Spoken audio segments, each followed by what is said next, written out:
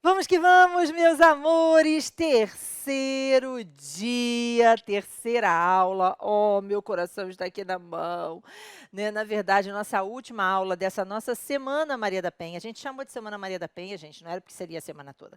Era para poder ficar facilitando, assim, o entendimento, né? E ser um nome rápido, de fácil memorização, etc. Então, Semana Maria da Penha, 3 dias de aula. Nós tivemos a nossa aula segunda, a nossa aula ontem. E agora a nossa terceira e última aula para a gente conversar, gente, sobre as medidas protetivas de urgência. Esse vai ficar com a gente até o final, tá? E é importante que você se lembre que nós temos esse nosso grupo de WhatsApp e que, terminando essa aula, gente, eu vou estar lá com vocês no grupo. Vocês, por favor, se tiverem alguma dúvida, tiverem algum questionamento, quiserem fazer alguma pergunta, pode mandar no grupo de WhatsApp, tá?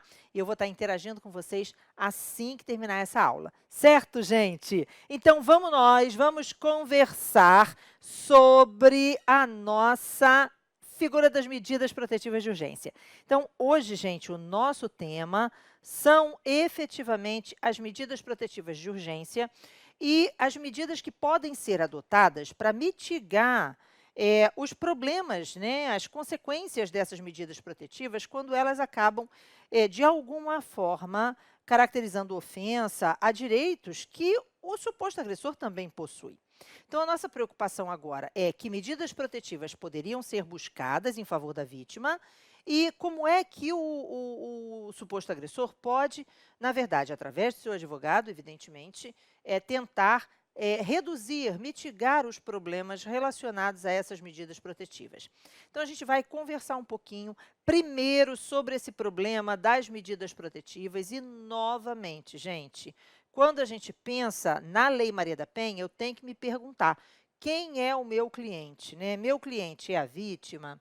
Meu cliente é o agressor? Porque o olhar e aquilo que a gente vai buscar são circunstâncias, né, distintas. Na verdade, nossa preocupação quando nós estamos pela vítima é a de tutela da liberdade, da integridade física dessa vítima, psicológica, da vida dessa vítima. Então, a gente tem que tomar cuidado, porque a gente pode estar pela vítima, não é?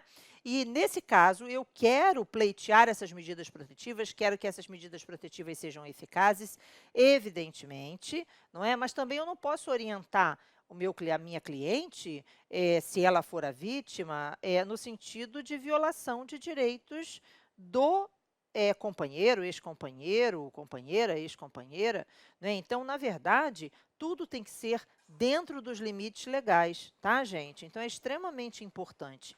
Da mesma forma que é importante que a gente se certifique, que a gente verifique de que realmente aquele relato é um relato real, né? E, novamente, a gente tem que tomar muito cuidado quando a gente conversa com essa vítima, porque ela é uma vítima fragilizada, é uma vítima que não pode ser vitimada novamente com a nossa conduta. Então, nós temos que ter todo um cuidado nessa relação. É uma relação advogado-cliente, sim, mas é uma cliente em uma situação de muita vulnerabilidade. Então, nós temos que ter atenção a isso e um cuidado maior do que aquele. Lógico que nós teríamos que ter cuidado com qualquer cliente, mas, nesse caso, existem pormenores, existem questões que precisam e dependem de uma atenção maior por parte do advogado para não afastar a vítima, para evitar que essa vítima se torne ainda mais reclusa ou se mantenha dentro desse ciclo de violência, né?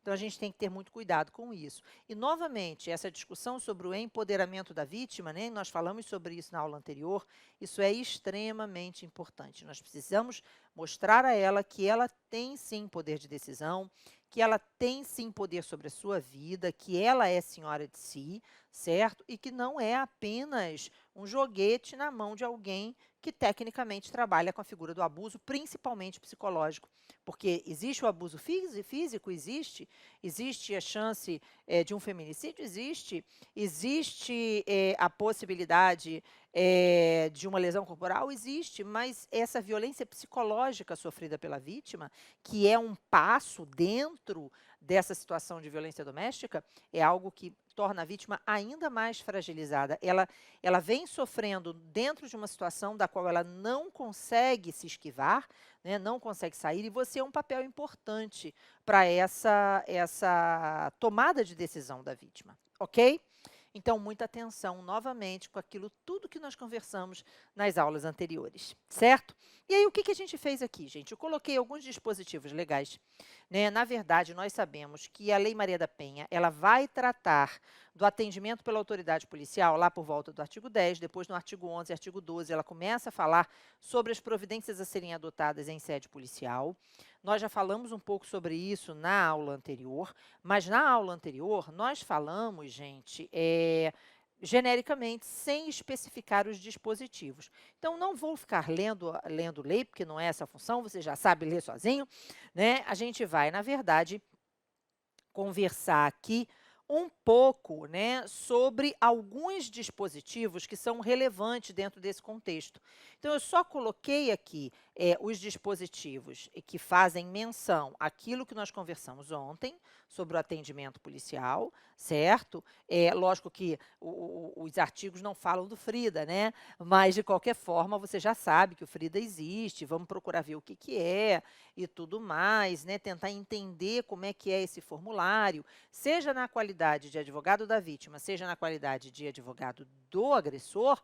É importante que você conheça esse formulário para entender um pouco dos resultados desse formulário e o que caracterizaria um risco médio, um risco baixo, um risco elevado, né, em relação à violência doméstica para os órgãos de persecução penal, portanto, para o Ministério Público e para o delegado de polícia, certo?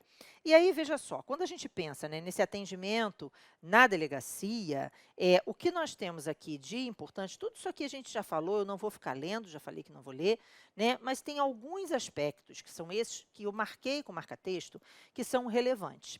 Então, por exemplo, olha, no atendimento à mulher em situação de violência doméstica, a autoridade policial deverá garantir proteção policial quando necessário, comunicando de imediato ao Ministério Público e ao Poder Judiciário. Reparem que isso é um dever da autoridade policial. Então, imagine que eu sou o advogado da vítima, eu sei que esta vítima está numa situação de risco grave de violência doméstica, o que significa que as chances de um feminicídio são muito grandes.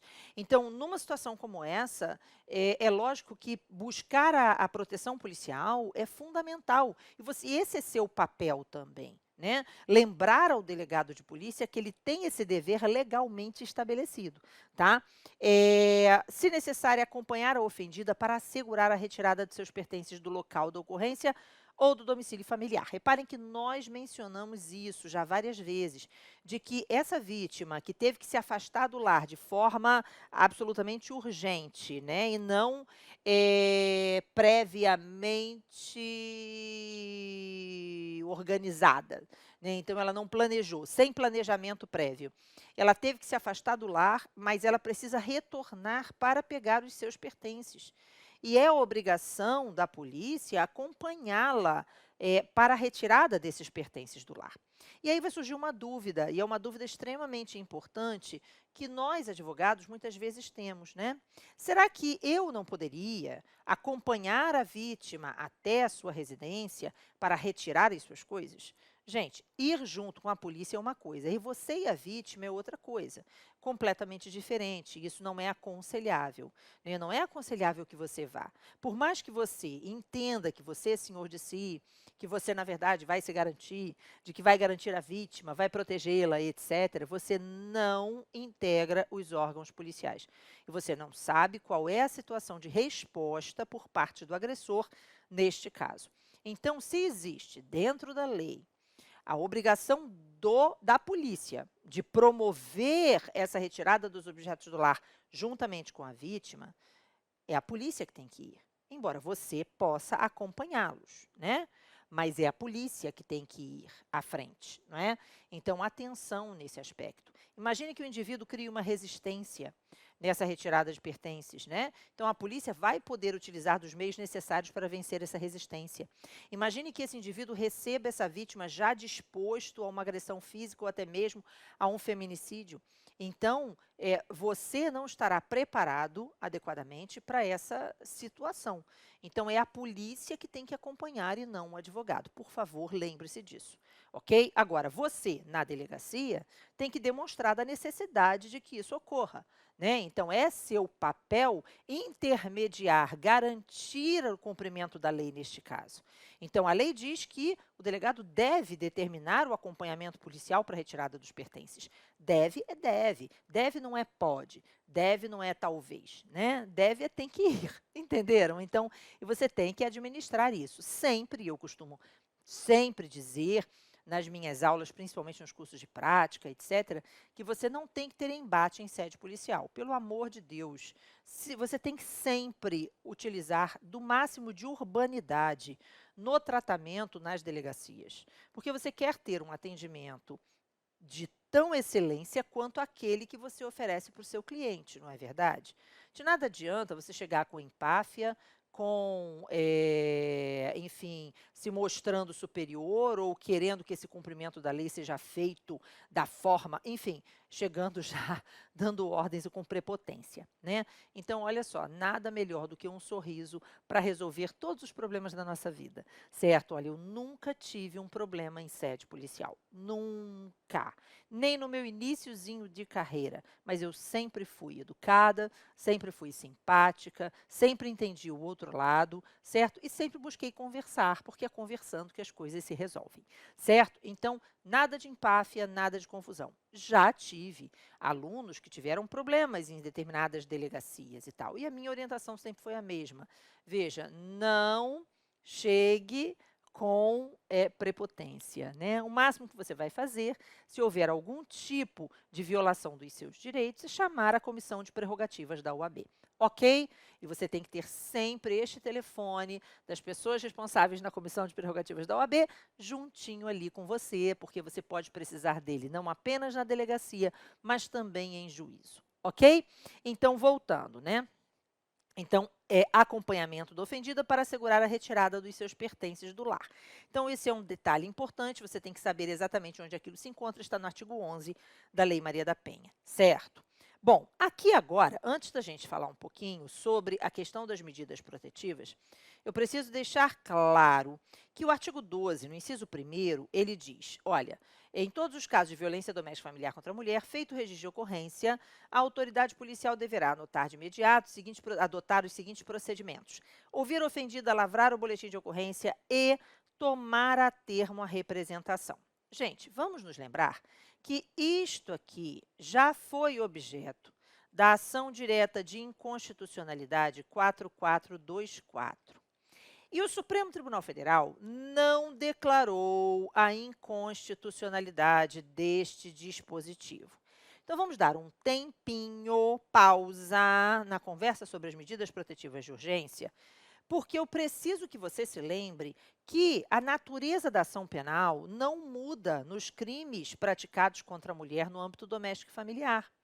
Qual é a natureza da ação penal dos crimes praticados contra a mulher no âmbito doméstico e familiar? Depende. Depende daquilo que estabelece o Código Penal. Então, vamos dar exemplos, né? Então, imagine a seguinte situação. Eu tenho crime de ameaça, eu tenho crime de violência de perseguição. Ameaça e perseguição são crimes de ação penal pública condicionada à representação, entende? E continuam sendo. Calúnia, difamação e injúria são crimes de ação penal privada e continuam sendo, ficou claro? Então, a não ser que seja uma hipótese de injúria racial, né? Injúria racial mesmo, porque aí hoje nós sabemos que houve uma alteração legislativa e que isso foi para dentro da lei de racismo, e dentro da lei de racismo aí o crime de ação pública incondicionada, né? No caso da injúria preconceituosa, né?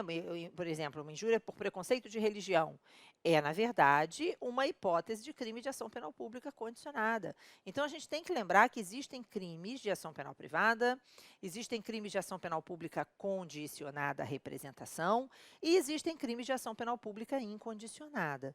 Então, a gente tem que se lembrar que o único crime que teve a natureza da ação penal alterada pela Lei Maria da Penha foi o crime de lesão corporal.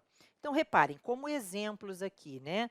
Olha, calúnia, difamação, injúria, dano, são crimes de ação penal privada, nos quais o advogado dessa vítima vai ter que oferecer uma queixa-crime.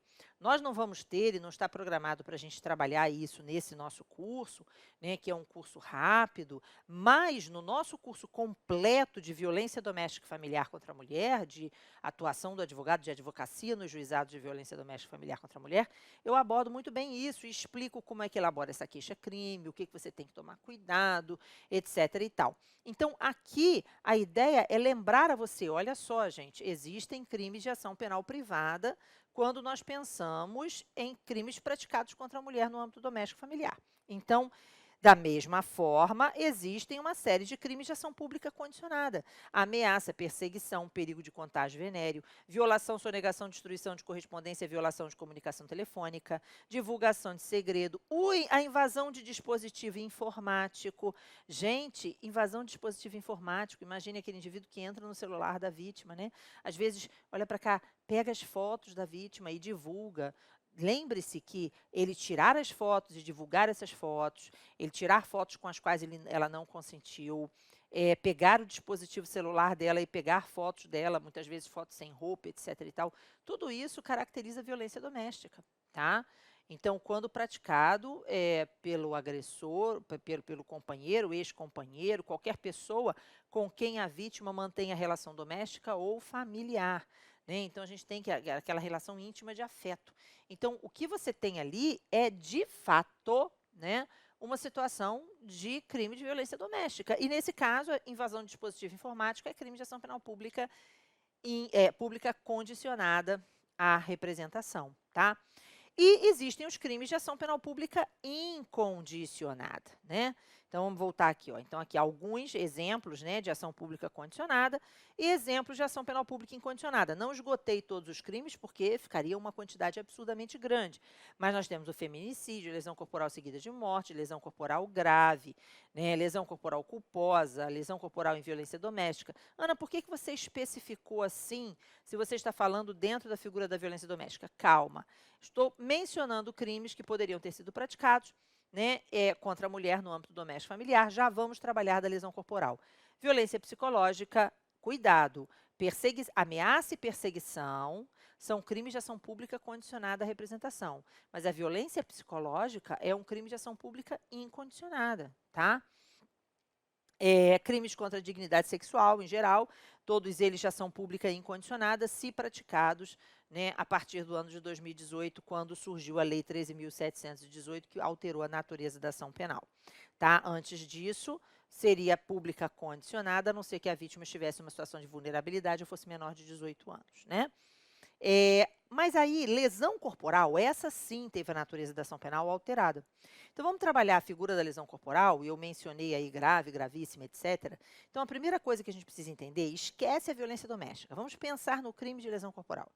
O crime de lesão corporal, né, ele tem regra, natureza da ação penal pública condicionada à representação, se nós estivermos diante de uma lesão corporal leve. Então, a regra na lesão corporal leve é ação pública condicionada à representação. Por quê? Por conta do artigo 88 da Lei 9.099 de 95, que é o dispositivo que estabelece a exigência da representação para lesão corporal leve. Lesão corporal grave, gente, e lesão corporal seguida de morte sempre foram crimes de ação penal pública incondicionada. É um crime complexo com resultado morte. O que você tem é a natureza da ação penal pública incondicionada, independe de representação do ofendido. Na lesão corporal culposa, a ação é pública condicionada à representação, por conta do mesmo artigo 88 da Lei 9.099. E na lesão corporal de trânsito, gente, o artigo 291, ele faz menção ao artigo 88 da Lei 9.099. Então, a lesão corporal de trânsito, lá do CTB, também é um crime de ação penal pública condicionada à representação, mas temos exceções, né? Então, existem algumas exceções. Dirigindo sob influência de álcool ou substância psicotrópica, quando o indivíduo dirige a uma velocidade superior a 50 km superior à permitida na via, ou quando o indivíduo está participando de competição não autorizada. Então, nesses casos, a ação é pública incondicionada. Mas a regra na lesão corporal de trânsito é pública condicionada à representação. Agora, realmente, nós tivemos lá atrás a inclusão dentro do Código Penal de um parágrafo 9º no artigo 129, que é a lesão corporal em violência doméstica. Mas a gente precisa entender que a lesão corporal em violência doméstica do parágrafo 9º, primeiro, ela não é direcionada só para a vítima mulher. Pode ser qualquer vítima de lesão corporal em violência doméstica. Então, pode ser o próprio homem, vítima de violência doméstica, de lesão corporal em violência doméstica, o dispositivo é o mesmo, 129, parágrafo 9º. Mas esse 129, parágrafo 9º, ele é para a hipótese de lesão leve. Então, se houver uma lesão leve, quando eu penso na lesão leve dentro do contexto da violência doméstica e familiar, aí eu tenho que me preocupar, agora sim, com a Lei Maria da Penha. Por quê? Porque quando eu penso em lesão corporal em violência doméstica, ela pode ser grave ou gravíssima seguida de morte, e aí a ação é pública incondicionada de qualquer forma. Mas se ela for leve ou culposa, aí eu vou ter que me preocupar se a vítima é homem ou se a vítima é mulher. Se a vítima for homem, a ação é pública condicionada à representação, porque eu continuo aplicando o artigo 88 da Lei 9.099. Mas se for uma hipótese de lesão corporal leve ou culposa na violência doméstica e familiar contra a mulher, aí o crime é de ação penal pública incondicionada, porque a Lei Maria da Penha não autoriza o emprego da Lei 9.099. Então, eu não posso usar o artigo 88 da Lei 9.099. Por isso é que a lesão corporal na violência doméstica, leve ou culposa, leve e culposa, passam a crimes de ação penal pública incondicionada. Fora esses crimes, nenhum outro crime teve a natureza da ação penal alterada, tudo bem? Então, a gente tem que lembrar, e aí isso vai de encontro com o artigo 16, que o Supremo Tribunal Federal, quando julgou aquela ação direta de inconstitucionalidade, ele disse assim, olha, o artigo 12, inciso 1º, e o artigo 16 da Lei Maria da Penha, que diz que a vítima pode ser retratada à representação, certo? Eles somente se aplicam aos crimes de ação pública condicionada. Então, realmente, delegado não pode instaurar inquérito em crime de ação penal pública em crime de ação penal pública condicionada à representação sem a representação do ofendido. Delegado não pode instaurar inquérito em crime de ação penal privada sem o requerimento do ofendido. Então, nesses casos, certo, o que nós temos é a exigência da manifestação da vítima. Por isso que o delegado vai tomar a representação da vítima se o crime for de ação pública condicionada. Vamos dar um exemplo. A vítima chegou na delegacia, vítima de lesão corporal em violência doméstica. Vai precisar tomar a representação? Não. Gente, uma representação também não tem rigor formal. O depoimento da vítima ali já seria a representação, né? Agora, se é um crime de ação pública condicionada, como ameaça ou perseguição, aí eu vou exigir realmente a manifestação da vítima para que o inquérito seja instaurado. Só que eu preciso que você tenha um cuidado aqui muito importante. Nós vamos ver lá na frente que houve uma alteração legislativa na Lei Maria da Penha e que hoje as medidas protetivas de urgência independem até mesmo da instauração do inquérito, tá? Então, atenção nisso, certo? E também independem da natureza da ação penal.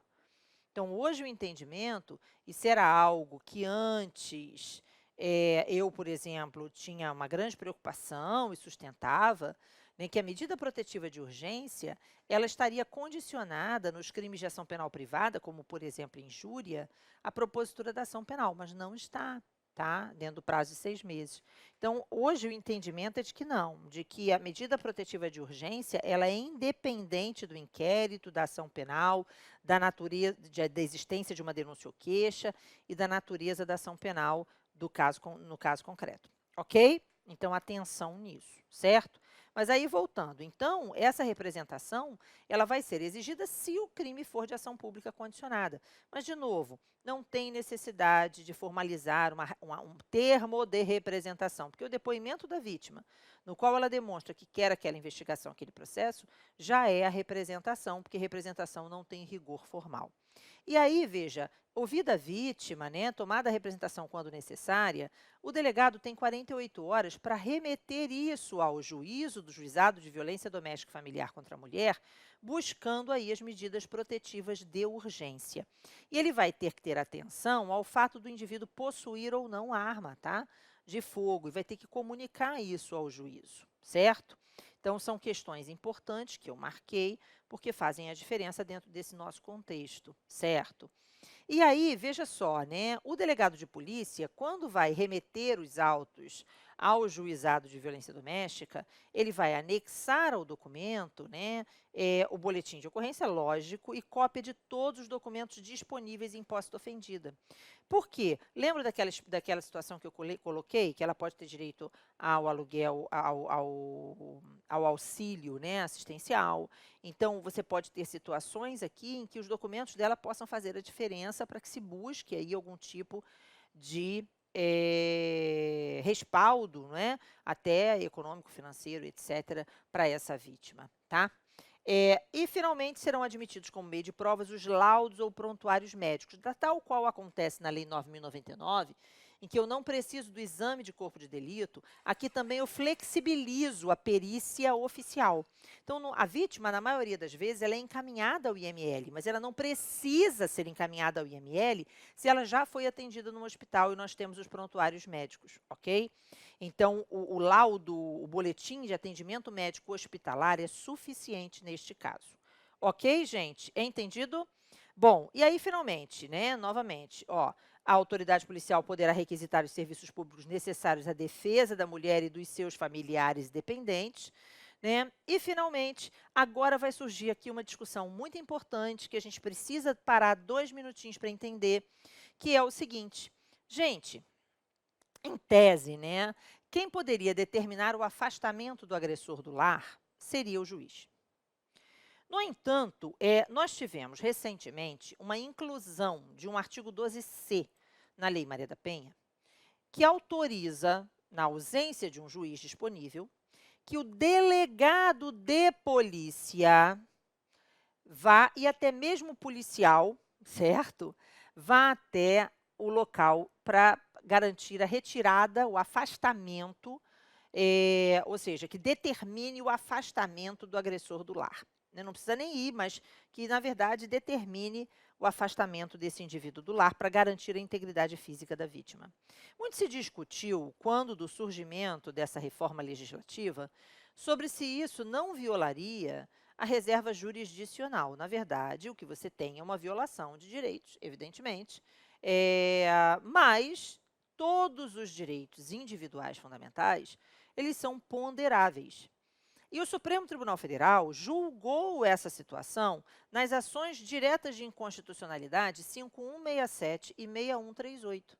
E já disse que não há nenhuma mácula constitucional, ou seja, que esses dispositivos são válidos, porque o que você tem é uma ponderação de interesses. Você está, na verdade, ponderando o direito deste indivíduo de permanecer na sua residência, seus direitos à propriedade, etc., com o direito da vítima à sua integridade física e sua vida, né? Então, havendo realmente um grave risco de que essa vítima possa ser aí vítima de uma conduta praticada por esse indivíduo, e ela precisando retornar ao lar, ela precisando ser mantida neste lar e ele ser afastado, esse afastamento pode ocorrer pelo juiz, mas quando não há juiz na localidade, pelo delegado, e quando não há o delegado, pelo policial, ok? Entendido? Então, o Supremo já disse ok para esse dispositivo, apesar das críticas que muitos fizeram a esse dispositivo, certo? Então tá lá, olha, pelo delegado, quando o município não for sede de comarca, ou pelo policial, quando o município não for sede de comarca e não houver delegado disponível no momento da denúncia. Essa denúncia não é a denúncia do Ministério Público em juízo, é aquela denúncia na delegacia, tá? Em relação à violência doméstica. Então a polícia pode ir até lá e afastar esse indivíduo do lar, tá? E não há qualquer inconstitucionalidade, segundo o Supremo Tribunal Federal. Tranquilo, gente? E aí, nesse caso, o juiz vai ser comunicado dentro de 24 horas e vai decidir sobre a manutenção ou revogação da medida. Tudo bem? Então, é basicamente isso. Lembram que eu falei que todo mundo tem direito à liberdade provisória? Sim. E aqui esse parágrafo 2º está dizendo, olha, se houver risco à integridade física do ofendida, não será concedida liberdade provisória ao preso. Nem precisava desse dispositivo, né, gente? Porque aí, nesse caso, estão presentes os motivos que autorizam a prisão preventiva, né? Pelo amor de Deus, tá?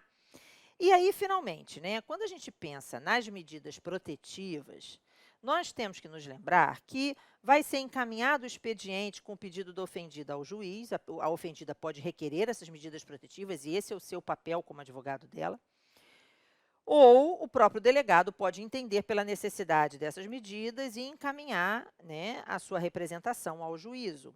E o juiz, então, tem 48 horas para decidir sobre a decretação dessa medida protetiva. E aí o artigo 19 é o que vai entrar para a gente aqui em jogo, né? E o artigo 19, ele diz o seguinte, que as medidas protetivas de urgência poderão ser concedidas a requerimento do MP ou ao pedido da ofendida. Lógico, representação do delegado, o Ministério Público endossa, certo? E aí o juiz, então, vai decretar, certo? É importante que você entenda que elas são decretadas de imediato, independentemente de audiência da parte contrária. Então, é uma medida inaudita alter partes. Então, não há necessidade de que o agressor seja ouvido para que a medida protetiva seja decretada, certo? Mas depois eu vou fazer uma observação importante, que eu quero que você faça o link aqui do que eu vou dizer com o que eu estou mencionando agora. Então, as medidas protetivas podem ser decretadas independentemente da oitiva do agressor, tá? Inaudita altera pars.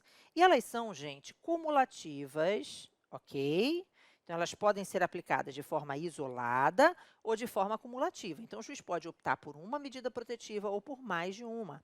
Da mesma forma, existe substitutividade dessas medidas protetivas, tal qual acontece com as medidas cautelares não prisionais, de acordo com o que estabelece lá o artigo 282 do CPP. Então, cumulatividade, substitutividade dessas medidas é completamente compatível com o que a gente visualiza dentro do processo penal da atualidade em relação às medidas cautelares, certo? Da mesma forma, ele pode, a qualquer tempo, analisar da necessidade de novas medidas ou de revisão das já existentes, certo? E até mesmo de extensão dessas medidas aos familiares dependentes da vítima, né?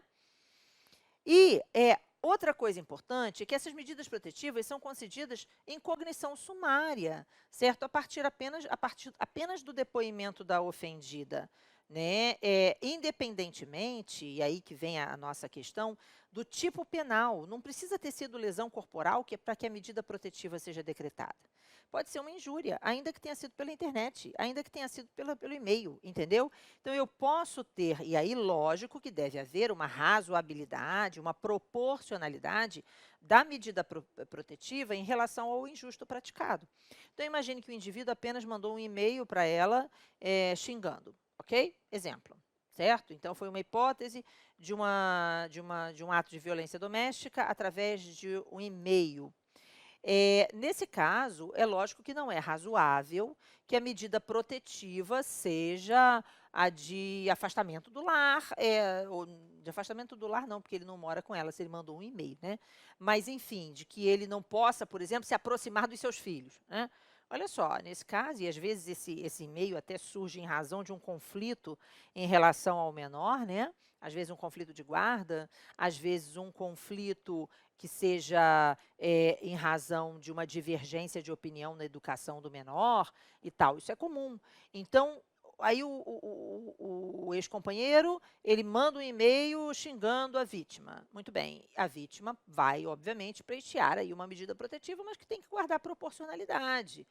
Isso não pode afastá-lo do menor, né, da mesma forma que seria razoável que ele apenas ficasse, fosse inibido, proibido de enviar e-mails, né, de xingamentos, enviar até conversas de WhatsApp, etc. Mas será que ele realmente pode deixar de falar completamente com a vítima? Porque tem coisas do menor que têm que ser resolvidas. Se tiver uma reunião de paz na escola, né? Então, tudo isso tem. Será que realmente, neste caso, se justifica uma medida de afastamento da vítima de não sei quantos metros que proíba esse indivíduo de participar de uma reunião de paz, onde o interesse do menor é o que deve prevalecer? Então, o que você tem aqui é que tem que haver uma razoabilidade, uma proporcionalidade na medida decretada, tá? Atenção nisso, né? E aí, novamente, então a medida protetiva, ela independe do crime, ela independe do ajuizamento da ação penal ou cível, ela independe da existência de um inquérito policial, de um registro de ocorrência. E ela vigora, e isso aqui é muito importante, isso foi uma inclusão de agora, gente, foi a Lei 14.550 que fez essas inclusões. Então, a medida protetiva, ela vigora, isso era uma discussão muito séria que existia, ela vigora enquanto houver risco à integridade da vítima, física, psicológica, sexual, patrimonial, moral. Não importa, não interessa. O crime é de ação penal privada, a queixa-crime tem que ser oferecida dentro do prazo de 6 meses. A medida protetiva não é uma medida cautelar, e o cautelar não depende do ajuizamento do principal? Em tese, sim. Mas esse hoje não é mais. Havia um entendimento da jurisprudência, havia uma discussão, aí a jurisprudência veio e disse: olha só, a medida protetiva é autônoma e ela resguarda a integridade física da vítima, física, psicológica, etc., da vítima, e ela vai permanecer enquanto houver risco a essa integridade da vítima. Aí a lei veio e botou um ponto final na discussão. Então, hoje é lei, tudo bem? Então, ela é autônoma, ela é uma cautelar satisfativa. Ficou claro? Ela independe do ajuizamento da ação principal. Ela independe até mesmo da existência de um inquérito policial. Isso é muito bom, por um lado, em relação à proteção da vítima, mas é um grande problema em relação a eventuais falsas denúncias. Lembram da figura da síndrome da mulher de Potifar? Então, a gente tem que tomar cuidado com isso, tá? E aí, quais são as medidas protetivas possíveis? Né? Aqui nesse gráfico, né, você vai baixar esse material, lembre-se, o material está aí disponível para você. Você vai baixar o material e vai ter tudo bonitinho, que basicamente é o que está lá nos artigos 19, 20, né? 19 não, aqui é o 23, eu acho que é o 23 e 24, da Lei Maria da Penha. Então, são as medidas protetivas que obrigam o agressor. Então, nós temos algumas dessas medidas protetivas, e é isso que eu quero alertar aqui, que são medidas protetivas de natureza realmente penal, como, por exemplo, a suspensão da posse ou restrição de porte de armas, tá? Então, essa aqui eu não tenho dúvida, é uma medida protetiva de natureza penal. Mas quando a gente pensa no afastamento do lar, quando a gente pensa na restrição ou suspensão de visitas aos dependentes menores, certo? Quando a gente pensa na prestação de alimentos provisionais, certo? O que você tem neste caso, gente, são medidas protetivas de natureza civil. Então, as medidas protetivas da Lei Maria da Penha, elas não são medidas protetivas exclusivamente penais. E lembra de que elas podem ser aplicadas de forma isolada ou cumulativa, né? Então, veja, se você observar direitinho o que estabelece o artigo 23, né? E também o artigo que trata das medidas protetivas que são concedidas para garantia da vítima, que são as que aqui estão, olha, que é o artigo 24, encaminhar o ofendido e seus dependentes a programa oficial comunitário, determinar a recondução do ofendido e seus dependentes ao respectivo domicílio após afastamento do agressor, determinar o afastamento da ofendida do lar, né, se for o caso dela sair do lar, sem prejuízo dos direitos relativos a bens, guarda dos filhos e alimentos, determinar a separação de corpos, matrícula dos dependentes em instituição de educação básica mais próxima do domicílio ao qual ela agora, né, se vincule, conceder ao ofendido tal auxílio aluguel. Essas medidas, gente, não são de natureza criminal. Elas são medidas cíveis. Entenderam? E isso faz uma total diferença em relação à nossa conduta em relação a essas medidas protetivas. Então, vamos pensar, raciocina aqui comigo, de novo, né? Ah, e tem aqui, olha ainda, proteção patrimonial dos bens da sociedade conjugal. Então, restituição de bens indevidamente subtraídos pelo agressor, proibição temporária para a celebração de atos de contratos de compra e venda, para evitar que ele venda, que ele dilapide o patrimônio e para que ela depois, então, não tenha acesso a nada, né? Tudo isso é muito comum, suspensão de procurações eventualmente outorgadas por ela para ele, prestação de caução provisória, né? Perdas e danos decorrentes da prática de violência doméstica, etc. Então, tudo isso, gente, a gente tem que lembrar que tem natureza cível, né? E isso faz uma total diferença na nossa atuação. Primeiro, em relação ao recurso. Olha o que eu acabei de dizer. Então, imagine, eu tive um caso que foi exatamente aquele exemplo que eu dei da injúria pelo e-mail. Então, os pais discutiram em relação a alguma coisa da escola do filho que não concordava, qual era a escola que ia botar a criança, não sei o que e tal. E aí o homem foi, o ex-companheiro, ele vai e manda um e-mail desaforado, xingando a vítima e tal, não sei o quê. A vítima vai até a delegacia, certo? Registra a ocorrência por essa injúria e são determinadas medidas protetivas de afastamento da vítima. Só que essa medida protetiva de afastamento da vítima, ela não é razoável. Porque, veja, foi afastamento da vítima dos seus dependentes. Espera aí, ele tem direito de visitação desse menor. Não é verdade? Então, como é que vai ser nesse caso? Será que essa medida não teria que se restringir a contatos que não fossem aqueles essencialmente necessários à educação, à saúde, etc., do menor? Ou será que não poderia ser determinado que ele parasse de enviar e-mails para a vítima e que, na verdade, o contato fosse feito a partir de um familiar, né? Se houver a possibilidade de um familiar que faça essa intermediação, entregar a vítima no momento da visitação, entregar o menor no momento da visitação, receber o menor no momento da entrega. Então, esse indivíduo ele nunca praticou nenhum ato de violência que não fosse aquele xingamento naquele dia por causa daquela história do colégio. Então, não havia nenhuma razoabilidade nessa medida. E aí, o que você tem que fazer quando você se depara com uma situação como essa e você precisa atacar a medida protetiva de urgência? A primeira coisa, gente, é que se essas medidas são, em grande maioria, cíveis, certo? Nós temos que nos lembrar que, veja, subsidiariamente ao Código de Processo Penal, aplica-se o Código de Processo Civil. E o Código de Processo Civil, ele tem hoje o princípio da cooperação processual. Então, o artigo 6º do Código de Processo Civil diz: todos os sujeitos do processo devem cooperar entre si para que se obtenha, em tempo razoável, uma decisão de mérito justa e efetiva. Por que não pensar numa audiência especial de conciliação em relação a essa medida protetiva? Por que não peticionar ao juízo? Lógico que isso não vai ser possível em determinados casos mais graves, onde haja real risco para a ofendida, né? Até colocá-la na presença do agressor é algo que pode ser totalmente desarrazoado. Mas nesse exemplo que eu acabei de indicar, talvez uma audiência especial requerida ao juiz, e essa audiência especial, ela não pode, em nenhuma hipótese, ser confundida com a audiência especial do artigo 16, que é aquela da retratação da representação, né? Então, essa audiência especial, ela pode ser buscada num simples peticionamento ao juízo do juizado de violência doméstica, mostrando a falta de razoabilidade e de proporcionalidade daquela medida frente ao injusto praticado.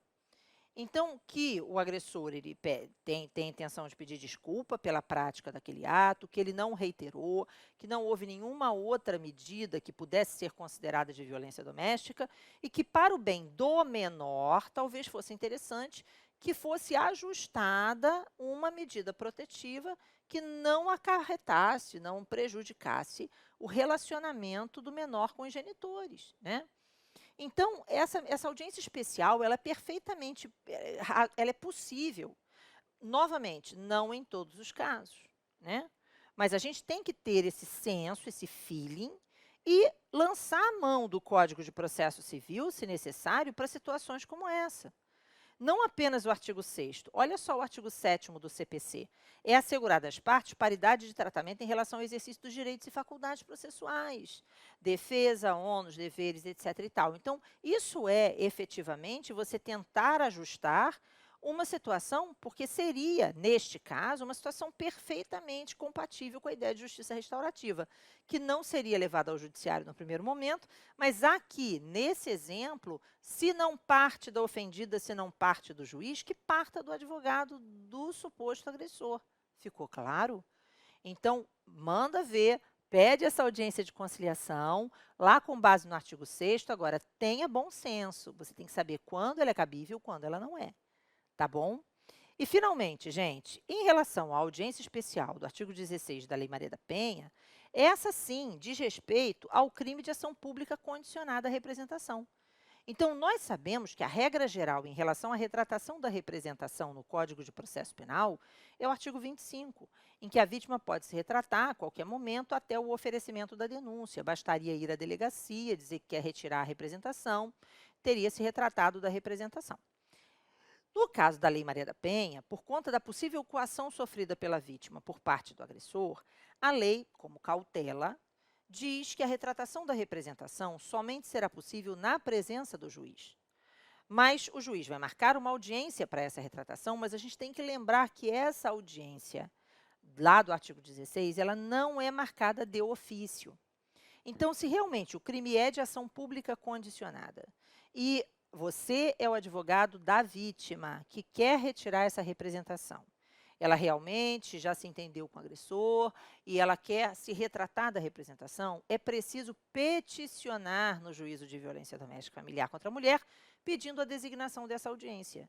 E essa retratação poderá ocorrer na presença do juiz, que vai ouvir a ofendida, e dependendo do juiz, e se eu falo no nosso curso completo, dependendo do juizado, o agressor, o advogado do agressor e o agressor estarão presentes ou não, ainda que ele possa ser retirado da sala, porque ele possa, se a sua presença possa humilhar a vítima. Então, mas, de qualquer forma, a regra geral, então ele vai estar presente nessa audiência, o advogado dele também vai poder sustentar, etc. e tal.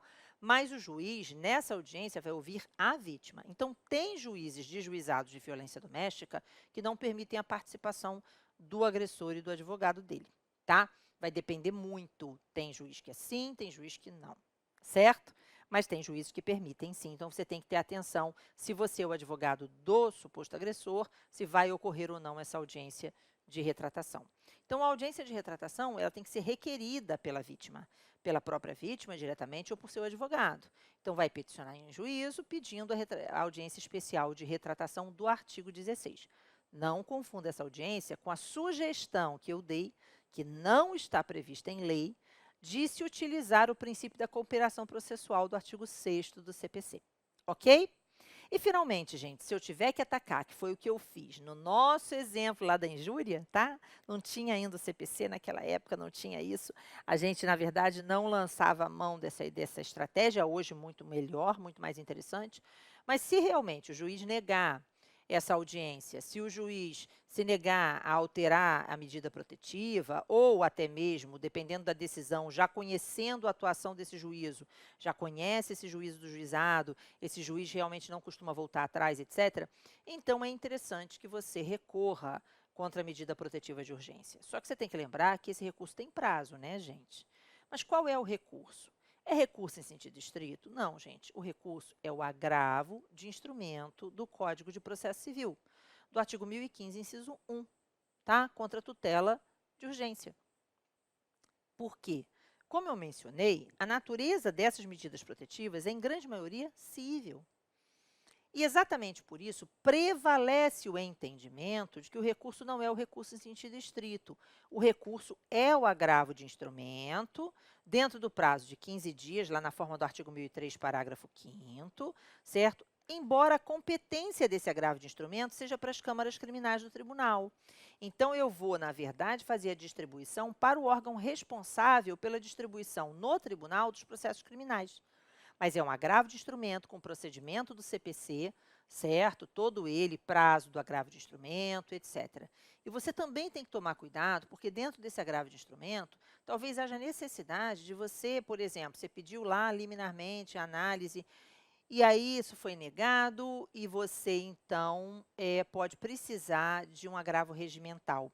E o agravo regimental, ele, na verdade, tem ali prazos estipulados que variam de um estado para outro dentro do regimento interno do tribunal.